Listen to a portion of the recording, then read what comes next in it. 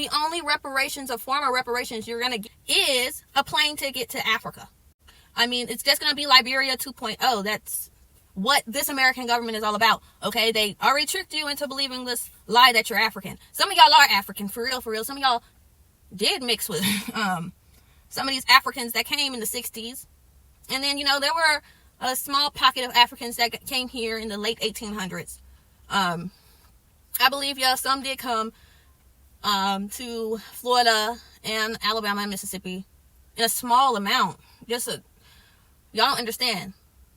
A lot of us really wasn't African. There were blacks here that they were able to subdue and Christianize and turn into slaves.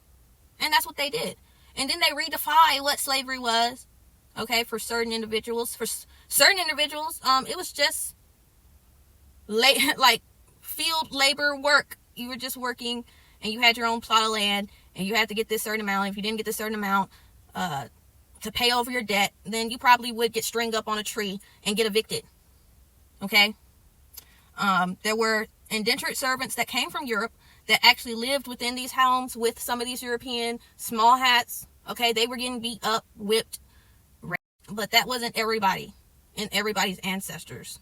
All of our ancestors were not getting raped by Europeans. Okay? A lot of these Europeans saw us as different breeds and did not want to touch us. Okay? A lot of us wasn't color struck either before the Jim Crow era or whatever. A lot of our history was reset. Okay, they hide the fact that there was an advanced civilization before this one. Okay, the old world, which is what my ancestors, the blacks of America, they were trying to bring back the old world in their inventions of the 1800s. But with the help of Africans and mulattoes, all of that was pretty much reversed. Because people are colorblind. Black Americans are not able to see things correctly because everybody, I don't know if it's the parasites, everybody have parasitic eyes or something. They can't really see the differences or care about looking at people's phenotypes, facial features. Like, that's how I know who I'm talking to or what I'm talking to. And I can look you in your eyes and tell if you're real or have a soul. That's my gift. One of my gifts. It's probably not that special. Okay, sorry guys. So, my phone was going to die in the truck, so I just brought the conversation inside. Okay, I prefer to do my videos in the truck because usually in the home I have children. Okay, I have, I have my sister, and then I have my oldest daughter and my little toddler. So, a lot of noise, a lot of background noise. And when I have my toddler, she likes to watch her little cartoons, and I prefer not to have background noise when making my videos, but people make up assumptions and lies. Some people, Tommy Sotomayor, said that I was sleeping out of my car when I've never had to sleep out of my car. I'm not crazy.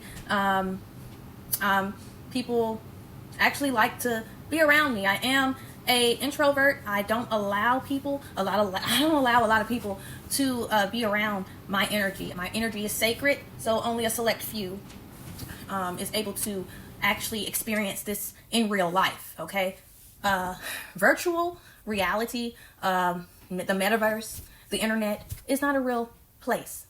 I want my followers and you people to understand that it's not a real place. Okay, so me doing virtual SW, which I want to call sex work, OF, showing my sexy little body for the moment, did not make me a prostitute, and it don't make me a prostitute. And I'm going to continue showing my body as soon as I'm able to. Okay? As soon as I have a safe space to do so, I'm going to produce some nice, good content for you guys. But I haven't been able to because I haven't had the time or opportunity because I actually work. Okay? I'm not a Fed agent getting paid under the table to influence you like Candace Owens and all of these other big streamers that got millions of followers, and you people don't question the dang old thing. You think Candace Owens is a real, authentic, free thinker, conspiracy person, and they have never had a page taken from them. My family got the feds to get my Facebook page, my poppin' Facebook page, my Love Naya page removed. Okay, so that is what really got me uninspired to really post. But I'm just going to try my luck on other platforms. I know Meta is not the platform for me. I'll never rise on Facebook because Facebook is FBI book. I think the feds run it in a lot of these other platforms too. They want to say Twitter, you got a lot more free speech, but I don't know. It don't seem like it. I'm going to show y'all some of the tweets that I was banned for. And I was talking about Kamala Harris. And her policies and how BS her policies were. And I was striked on Twitter. So, free speech, my tuchus, my behind. Okay? Elon Musk is a part of them also. I don't trust any of these big mainstream people. These elitists. All these elitists are against us. And they're all trying to depopulate us. That's their whole agenda, to get the population down to 500 million. That's always been the agenda. Agenda 21, Agenda 2030. They're still on that. And that's what 2020, all the 2020 experiment was about. And y'all still line up to get all these new injectables. Without a question or a shadow of a doubt, y'all think that stuff is helping you, and it's not. It's making y'all retarded. But yeah, I really wasn't trying to make this video long. Soon I'll be able to stream, but these people keep striking my channel down for just stupid stuff, but letting pedos go viral on TikTok. But I can't bring my own fresh school of thought or ideas to the conscious community to help us grow. And yeah, it's crazy. Like, they are purposely keeping me out of the algorithm, keeping me down. Like, the only page that I still have up is my Indigo page that has all the local people that hate me, okay? And my Love Naya, like, all my pictures would get up, like, hundreds of likes, okay? My Indigo page, I'm lucky to get, like, 30 or 40 likes on a picture, or, you know, 20, maybe 20 likes on a post, which I'm lucky to get that in my shadow ban status. There are some people that actually look for me, and some people are looking for me right now and just can't find me or find my other page or know what to search because, you know, I go by different aliases.